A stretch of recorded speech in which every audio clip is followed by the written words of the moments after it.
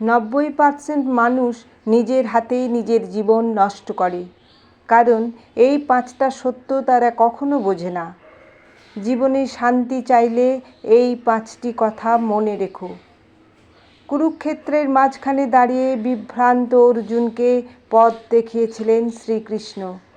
সেই অমর বাণী আজও লেখা আছে শ্রীমদ্ভগবদ্গীতায় পাতায়। কিন্তু সত্যি বলতে কি, এই উপদেশগুলো শুধু ধর্মের নয়, জীবনের। প্রথমত, অতীতকে আঁকড়ে ধরে থেকো না। অতীত মানেই ঠিক ভুলের মিশ্রণ। কিছু স্মৃতি আনন্দ দেয়, কিছু কষ্ট দেয়, কিন্তু দুটোই পেরিয়ে গেছে। আগুনের তাপে যেমন জল বাষ্প হয়ে মিলিয়ে যায়, তেমনি অতীতকে আঁকড়ে ধরলে বর্তমানটাও ধীরে ধীরে উবে যায়। মনে রেখো, বর্তমানটাই ভবিষ্যতের বীজ।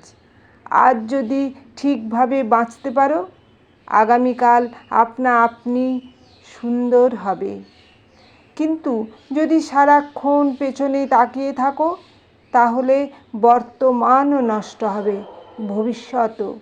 দ্বিতীয়ত, কে কী বলল তা নিয়ে বাঁচতে যেও না।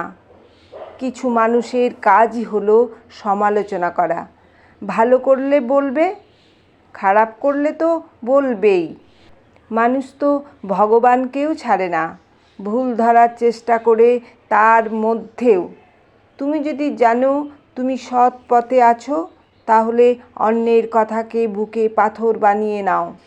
নদীতে যখন বান আসে, কেউ তাকে থামাতে পারে না। তোমাকেও তেমন হতে হবে, নিজের লক্ষ্যে অবিচল, অপ্রতিরোধ্য। তৃতীয়ত, সময়কে কখনো হালকা করে দেখো না। সময় সবচেয়ে শক্তিশালী।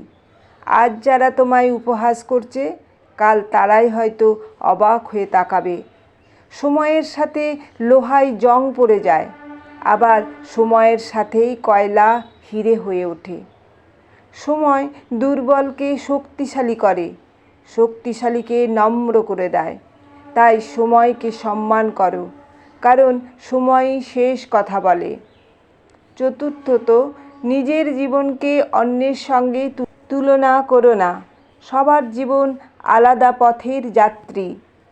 কারো পথ সহজ, কারো পথ কঠিন, কিন্তু গন্তব্য সবার আলাদা।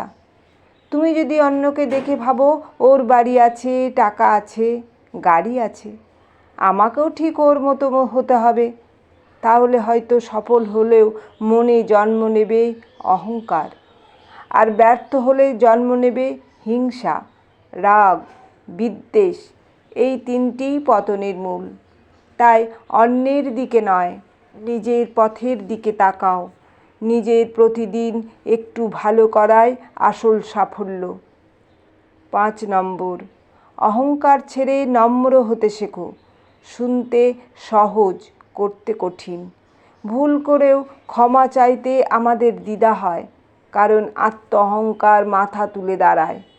আমরা ভাবি আমি কেন ছোট হব, কিন্তু মাথা নত করলে মানুষ ছোট হয় না, বরং তার মর্যাদা বাড়ে।